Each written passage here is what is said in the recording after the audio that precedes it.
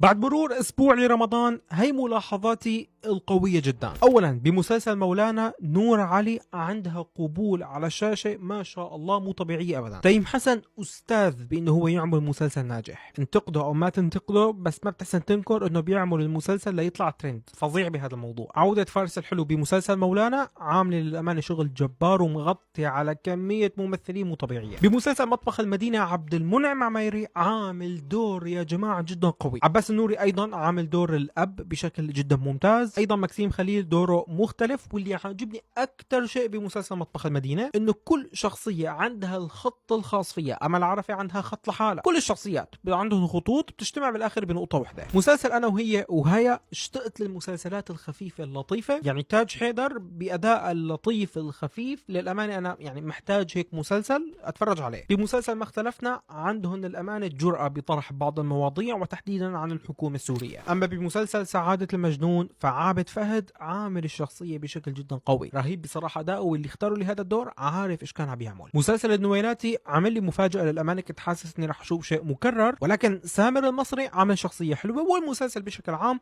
رتمه يعتبر جيد جدا. بمسلسل عائلة الملك كنت متوقع يكون المسلسل أفضل من هيك للأمانة، ما بدي لك عمل لي خيبة أمل بس كنت متوقع الأفضل. أما بمسلسل بنت النعمان فالشمعة المضيئة الوحيدة أتوقع محمد أوسو، وفي بصراحة كمية ممثلين مو عاجبيني أبدا وإلهم اسمهم يعني، فمستغرب بصراحة من أدائهم. أما بمسلسل اليتيم فسامر إسماعيل عامل الشخصية بشكل جيد جدا، ومحتاج أشوف شكران مرتجى أكثر كمشاهد وككلام. هذول كانوا المسلسلات اللي تفرجت عليهم وحسنت أخذ منهم أكمل ملاحظة. هلا بدي إياكم أنتم تحت بالكومنتات تكتبوا لي مسلسلكم المفضل لحد الآن، أو مثلا ما هو المسلسل يلي من المتوقع أنك تكمله لنهاية الموسم.